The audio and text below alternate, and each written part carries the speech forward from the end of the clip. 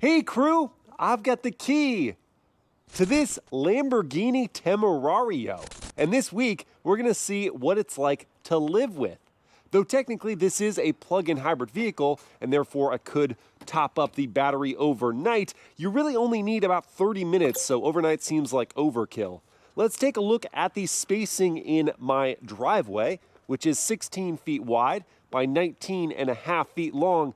I've got the Lambo parked, well, the back tire is really close to the edge. The front is over a few inches, sitting next to a new Honda Pilot that my wife is reviewing. If you want to check out her content, it's at Mobile Mama on TikTok, Instagram, and YouTube. She's got that one just a couple inches over, and with that spacing and the power folding door mirrors of both vehicles, you can easily walk between them. We could not wheel a double wide stroller for our kiddos, though. The front end of the Lambo is just back from the gutter, and because it has the front end lift system, I'm not worried about clearance so much, but I do have these curb ramps set up here just for safety's sake. And at the back, there is enough room to walk in front of the hedge on the path to my front door. When first getting inside with the key fob on me, the car will unlock based on proximity, and then it will lock when I walk further away. To open the door, I put my hand under the sill, press up on the pad, and then swing it out to the first defined notch, which is pretty far away from the car, but you need that because the door is so thick, and so is that sill.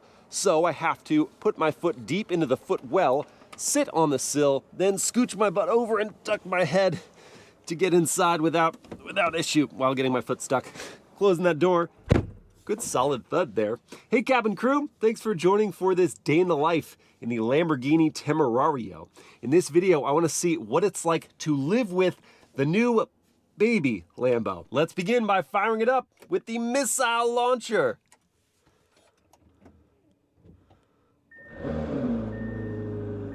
Well, there was a brief delay where it started as an EV and quietly and therefore not disturbing the neighborhood, but then because I left the car without really any charge in the battery, it needed to turn on that V8. So let's listen to the idle from outside the car.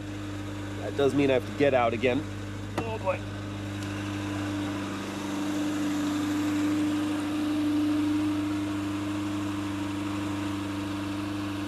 Well, it's not quiet, but it also isn't nearly as loud as the Huracan's naturally aspirated V10. And again, if you did have charge in the battery, then it would begin silently. And you know, for all my complaints about contorting to get in and out, this is still easier than the Huracan because you have a larger cabin, more headroom, more legroom, so I'll take it.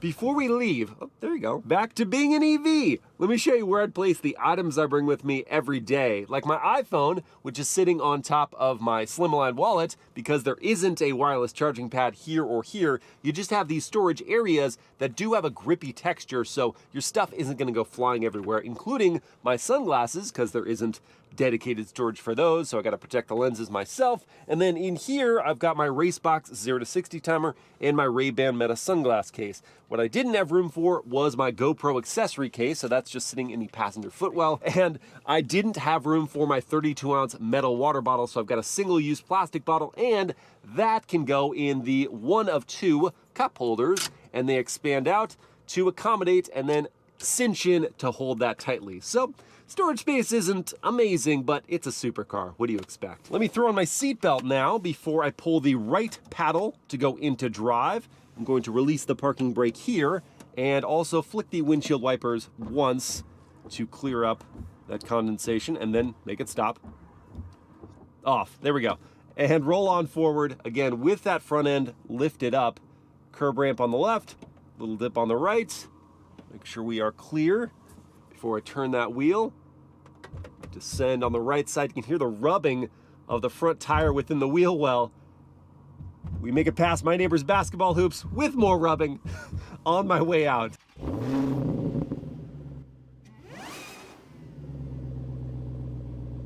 In the interest of daily driving comforts, the Temerario has an automatic climate control and available heated leather seats.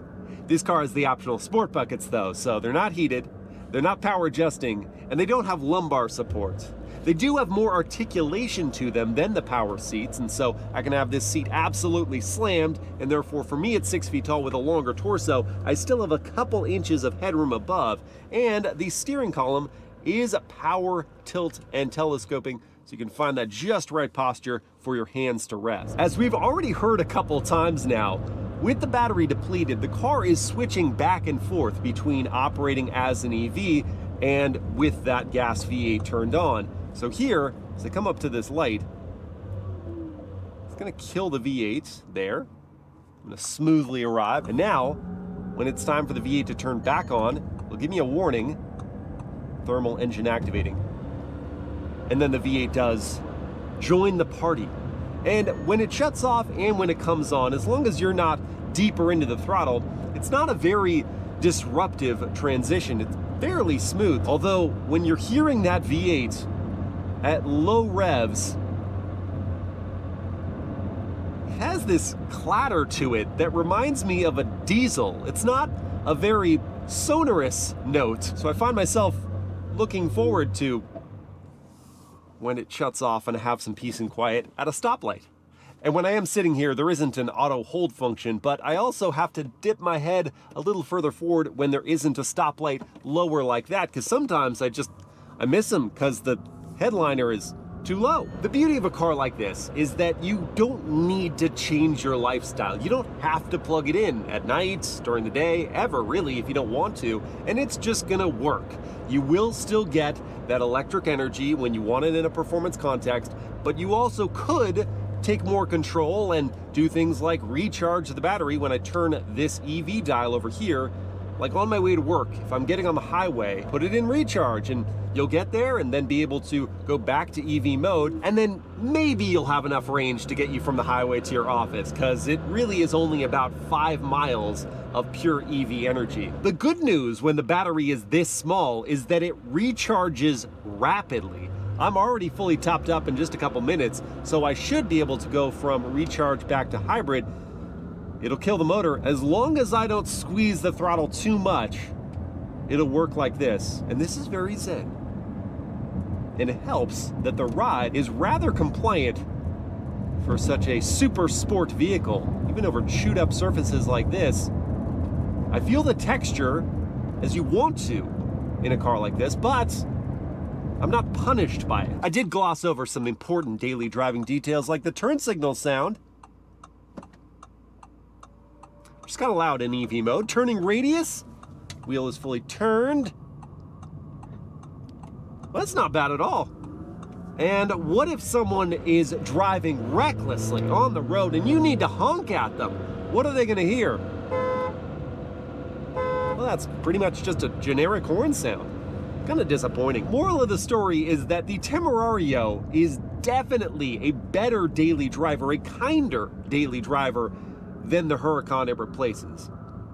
At least if you don't care about your ego. I say that not because this isn't a striking car, that people aren't gonna stare at you everywhere you go, because it is and they will, but rather because, well, I've encountered a situation where I'm sitting at a light and people are around and some people are doing this and other people are doing, yeah, rev it. And I want to appease them because I'm a kid too. But when I do that, I had to pull over to show you this. Okay, so you want to rev it. You pull in both paddles, of course, and then you just, oh yeah, you're in EV mode. So take it out of Sitta, move to Strada, not good enough, Sport. There we go, now we're ready, and the engine's warm. We can go up to 10,000 RPM.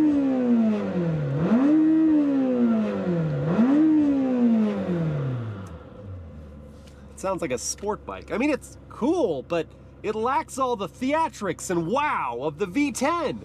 Sorry, everyone. There's actually only a small part of the rev range where this car sounds good, because at low speeds, I showed you,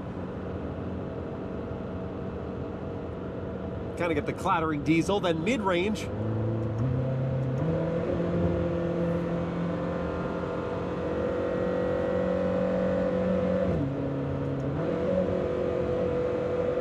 it's like a vibration frequency. Not pleasing to the eardrums. And then at the upper part of the rev range is where it finally starts to not there, above this. 7 to 10,000. That's where you need to be to enjoy the soundtrack. The problem is that this car is so fast that it's very difficult to stay in that rev range. first gear. I do love the aggression of the shifts, and I know dual clutches can be aggressive, but this has got to be artificially aggressive. The way it punches you.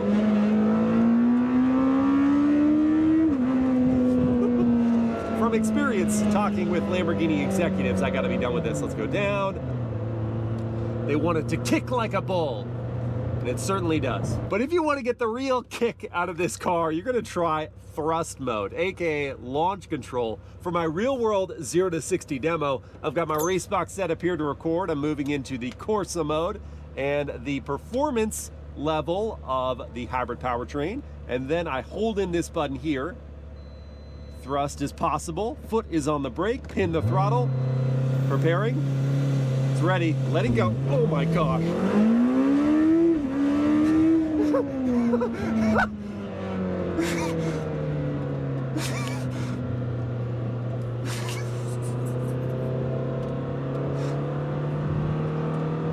I'm not often, really not often, left speechless, a little bit scared, and laughing because I'm so nervous. But that's 0 to 60 in 2.3 seconds. This is the real deal, ladies and gents. Oh my gosh. And it's just the tip of the iceberg. The mid-range pull is so violent. And now the shifts are part of the story. Now that kick from the bull is just part of the experience. And here, I'm willing to, if not completely adjust my claims that this isn't as exciting in the theatrics and auditory department as the Huracan, at least put an addendum there, because that super bike sounding twin turbo V8 making 907 horsepower does give you some acoustic thrill when you're really on it and you're feeling that vibration, and the frequency is part of this raw feel. Goodness gracious. It's so fast. And even though it's all-wheel drive, it will still happily swing the back end around. Oh my! Yes. Good car. It's not all lunacy though. This car can handle itself, manage itself. Carrying speed into this curve, hard on the brakes. Good response from the carbon ceramics. The turn-in is so quick. And then the all-wheel drive system providing tons of grip here, no understeer. And then a little push from the back end on the way out.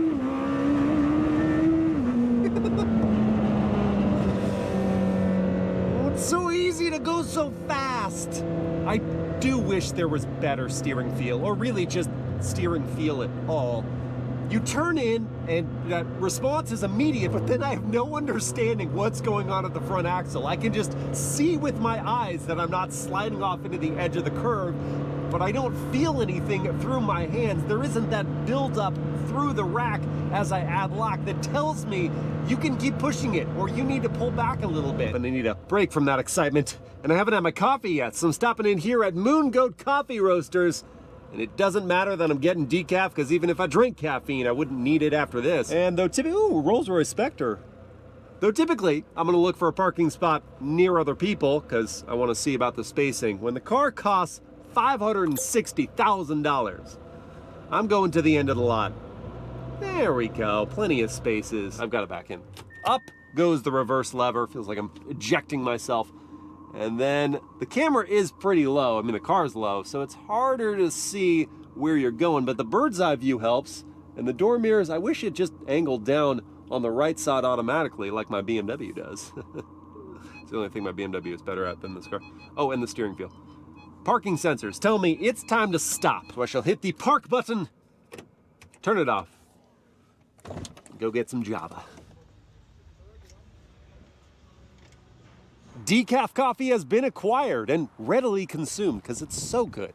Before I hop back inside the car, I want to talk about the styling, because the Temerario has big shoes to fill. The Huracan was such a provocatively styled vehicle, and I think Lambo nailed it with this. For one, very importantly, it looks like a Lamborghini. It has all the sharp edges and shapes and dynamicism you would expect of a raging bull. Up here at the front, we've got this extended carbon fiber lip. You have these hexagonal shaped LED daytime running lights. Moving to the side, the carbon fiber extends along the sill and it's here on the door mirrors. The gloss black multi-spoke 20-inch wheels are wrapped in Bridgestone Potenza race tires. It's an ultra high performance street tire, and within we can see the carbon ceramic brakes. Looking at the profile, it certainly sits low like a supercar should, even with the front end lifted, giving it more wheel gap there. And that angle just behind the front seats gives you purview to this giant inlet there, and just behind the rear window, and right in there to that mid-mounted twin-turbo V8 with more carbon fiber decorating that and more of those hexagonal shapes. And the back end is just the most dramatic look at this car because they have these cutouts here showing you the full width of the rear tire, 325 section by the way, hexagonal shaped LED taillights, and a center-mounted hexagonal outline for the twin pipes coming out the back, and this jutting carbon fiber diffuser. Gosh, it looks wild. I do think it would look better if that yellow paint job extended over here instead of it being gloss black. Looks a bit alien the way it is right now, but it's not enough to make me turn my nose up at the Temerario. Because this car has all the presence one could hope for when spending this amount of money, and nothing about it feels baby Lamborghini or entry level. Oh, and today I've got the perfect pairing for such a dazzling automobile. This is the AMIDA DigiTrend Steel Edition. It comes from a Swiss watch manufacturer that was gracious enough to send this to me for free, along with both a metal band and this Alcantara strap. The DigiTrend is known as the driver's watch, and you can see why. The minute hand looks like an analog gauge cluster, and the stainless steel housing is aerodynamic like a car's bodywork. The AMIDA brand has a cool history dating back to the 1920s and follows a retro future design philosophy. I love the orange color accent on the face and the underside of the suede strap. It's certainly more subtle than the Lambo's giallo paint and interior. The watch head feels substantial on my wrist, and I love the action of tilting my arm to reveal the time, which is read vertically via the reflection through a crystal prism. That's a patented technology. And as someone who can be a bit careless while wearing watches, the steel housing is reassuringly durable. Man, cool watches and cool cars, they just go together so very well. Oh, and if you want to pick one of these up, I'll have a link in my description for you to check out. Now I have to put my coffee somewhere. I am going to need to move my Fiji to the other cup holder, also hidden in the dashboard. And I didn't show you this. I need to extend that more. But you can lift up this suede strap, so it's a more finished look while you have both of your beverages secured. But let's see what Mom has to say about the Temerario. Hey, Mom. Hi, Welcome. Miles. This is exciting. Isn't it? Yes. So what's the last Lamborghini you were in? Was it the Urus? Did you go in the Urus? I Or did. The Urus? Yes? I did, the Urus. Yes. Yes. I did travel with you in that vehicle. Oh, and I think that was also the SE, so that was a hybridized version. Yes. Now we're in a hybridized successor to the Huracan. This is the Temerario, so it's the entry level, only in name and nothing else. Okay. Lamborghini. And it now has a plug-in hybrid system. So it's got an electric mode, which we're in right now. So no engine, no transmission engaged. Right. But then I can switch it over. And Just then, with the turn of a button. yeah, it's the turn of the dial over here. Or I can move this from hybrid to recharge, and that would also turn on the gas engine. Okay. And now we've we're in got gas. V8. Now we have sound. Yes, now we have the complete 907 horsepower. Wow. Is that not crazy? I would say, you know what, still impressive. Very impressive. I think so. What about this interior? Are you impressed by the cabin? Yeah, well, you can't fall asleep in here. That's for sure. The yellow is that vibrant. Lemon yellow will Yes. keep you awake all by itself. Yes. Plenty of Alcantara wrapped around, and the whole Yes. door is made of carbon fiber. That's pretty cool. We even have something over here that looks like a flock of seagulls. It does. See all the Must be its shapes, feet. leather on a lot of surfaces. Yes, More very nice carbon top fiber. stitching. Mm-hmm. Yes, they did a good job. No, all the sensual things are here. Mm-hmm. Even have the suede on the headliner too, so just in case your head brushes up or your hand brushes up against it. What about the seats? You were remarking, you're like, she got in and she was sitting vertical, completely straight up. I was, yes, sitting up straight. Yeah. The bolsters are unyielding. So you do have to lift yourself over. It is rather firm, You can't yes. ooze in. Uh-huh. That won't work at all. Ride? Ride is great. Yeah, Good not too rumble. firm? Yeah, no, not at all. No. And the seat is very comfortable. Yeah. Not living room comfortable by any means. No. Very sports car comfortable though. Could you daily drive this car? With a limited understanding of, how the hybrid system works and the ride and the seats and the interior, you think you could daily drive it? I think I could. I'm offering it to you. It's your $500,000. I just bought you a birthday present. A huge one. Mind if I show you what $500,000 buys you? Absolutely. Okay. Oh my goodness. Wow. Wave to the officer of the law. Oh, hello. Nothing to see here. That was impressive. That's the way to do it. Well, shall we have some lunch? That would be delightful. Best to do that after we do the acceleration, right? Not before. On a full stomach, that could be a challenge. Could be dangerous. Yes. I noticed when you were accelerating before, I was able to monitor your speed right here on this display. On the passenger display, yeah, and you can also switch between different bits of information over there. Nothing really exciting. Can't tell me where to go directions-wise. No, or change the media. The speed is great. I can tell you if you have a flat tire. Great, thank you. I think we should grab a bite here at Urban Plates. Oh, that sounds like a delightful idea. Terrific. Look at this red E36 M3. Reminds me of our E36 M3. It does. I got her to buy one and then I bought it from her. Ours was silver though. That looks pretty nice. Sits tightly on those wheels. Look at those BBS wheels. Yeah, this looks nice. Oh, that is so cherry. Just a house salad for you. Yes, it's a miniature version of what you've got over Yes, there. I went big on the steak salad. Well, you're a growing boy. I am indeed. Bon appetit. Today, let's test out the practicality with a Costco run to benefit the charity Families Forward. I had to restrain myself this morning because while some supercars like a 911 GT3 have giant frunks, the Temerario, well, it doesn't. That isn't to say that it's tiny, it just may not be ready for Costco. Fortunately, there is one other place inside the car where I can put things. It's this area behind the seats, but these sport buckets don't just angle forward, you have to crank this knob a lot. Then when you're done, you pull on this lever here, which honestly feels like you're pulling an ejector seat to slide the seat forward, and this is your access point. All right, let's get to work. I'm playing a game of expert level Tetris today, and I hope I'm winning. I think this is everything that's possibly gonna fit in here. Let's see, will the front close? Yes, it fits. That means the rest of these items are gonna have to go behind the seats. Way better than I expected. That just leaves the paper towels, of course. That means these are gonna have to go in the passenger footwell. Whee! So after returning my cart like a responsible shopper, I can confirm that the Lamborghini Temerario is Costco approved with a paper towel passenger. On my way to drop these items off now at Families Forward, I'll have a chance to confirm what I already know, which is that the passing power is plentiful, and therefore finding my way into the lane of my choosing is not difficult at all. And now that I've arrived there, I'm gonna take it out of sport, go back into Strada, and quiet up to listen to the cabin volume at highway speeds.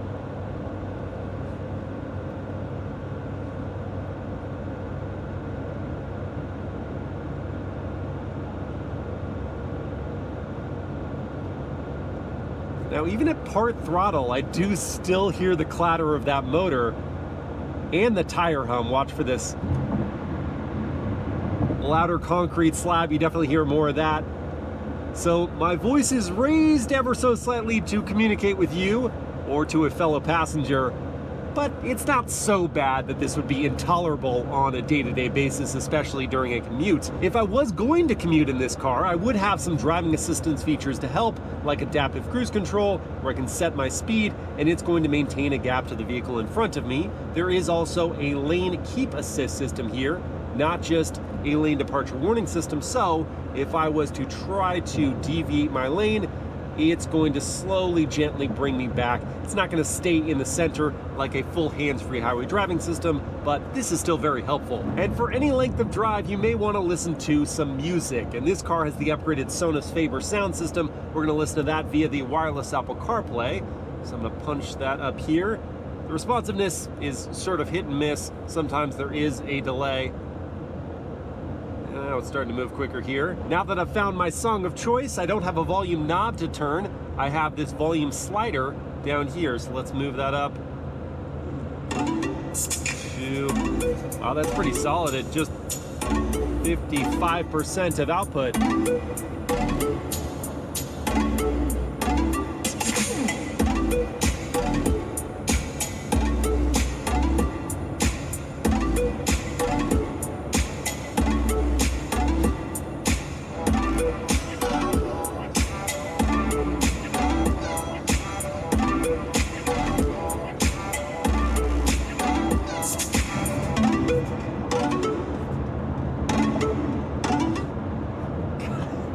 I didn't expect that from an exotic car. Usually the sound systems are an afterthought.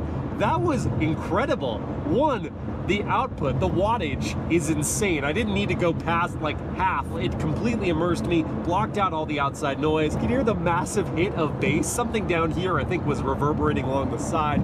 There was the highs and mids that were clear, well defined.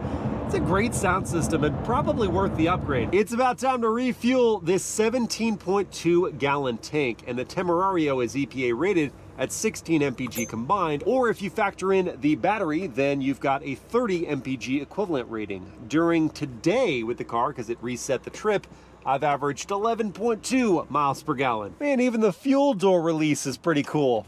Anyway, at current fuel prices of $5.09 for the required 91 octane. It's going to cost about 86 bucks to fill this tank, but there's capless fueling to save me time. Well, crew, at the beginning of this video, I pondered what it would be like to live with the new baby Lamborghini. And after quality time spent behind the wheel, I can tell you there's hardly anything baby about it. Compared to the Huracan, the Temerario offers a more spacious interior and more power for more money. As a daily driver, these sports seats lack lumbar support or heating and ventilation, but they do offer greater adjustments for taller passengers and just enough padding. EV-only range is short, but usable for quiet neighborhood entries or exits, and the transition to the gas engine is loud but seamless. The ride is firm but not punishing, and storage is limited but it's reasonable. Just keep those Costco runs modest. Predictably, the tech is more sophisticated than before, but not distracting, and that Sonos Faber sound system kicks. I will sorely miss that Huracan's audacious V10 soundtrack, and only when this twin-turbo V8 is in the 7 to 10,000 RPM range does it move from sounding buzzy or clattering to savory. But the simple fact that it has a 7 to 10,000 RPM range is just nuts. It's more livable, it's plenty lively, and it still has that Lambo look, and those things might be worth the $350,000 to start, $560,000 as tested price tag. I hope you guys have enjoyed this day in the life, and I will see you again next time.